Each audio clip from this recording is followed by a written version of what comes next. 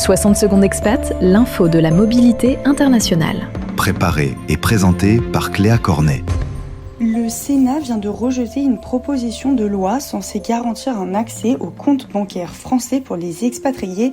On fait le point sur la situation. Vous faire refuser l'ouverture d'un compte français quand vous n'habitez plus dans le pays ou encore voir votre compte fermé au moment de votre expatriation, ça vous est déjà peut-être arrivé. La sénatrice Mélanie Vogel a donc tenté de faire passer un texte imposant à la Banque Postale, qui est la banque de référence pour les Français de l'étranger, d'accepter les expatriés. Mais le Sénat a rejeté la loi. En fait, il y a des règles de contrôle de plus en plus strictes pour lutter contre la fraude fiscale ou le blanchiment d'argent. Les banques doivent vérifier davantage les comptes détenus par des personnes vivant à l'étranger, notamment dans certains pays considérés comme à risque. Pour les banques, gérer un client non résident demande aussi plus de démarches administratives et coûte plus cher. Résultat, certains établissements préfèrent fermer les comptes, jugés trop compliqués à gérer. En France, le droit au compte bancaire existe pourtant depuis 1984. Concrètement, lorsqu'une banque refuse d'ouvrir un compte, la personne concernée peut se tourner vers la Banque de France.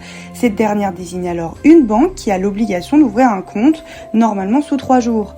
Mais pour les Français de l'étranger, ce droit reste parfois difficile à faire appliquer. En 2025, par exemple, 107 expatriés ont demandé à bénéficier de ce droit au compte et seulement 56 demandes ont abouti à la désignation d'une banque. Malgré ces difficultés, certaines solutions existent encore pour les Français de l'étranger. Pour les expatriés avec un contrat français, quelques grandes banques comme BNP Paribas, Bred, Crédit Mutuel ou encore le Crédit Agricole continuent d'accepter les non-résidents.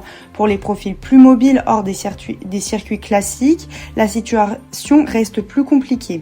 Certaines banques en ligne comme Boursobank ou Fortuneo peuvent ouvrir des comptes, mais avec des restrictions, notamment pour les résidents américains ou les pays jugés sensibles.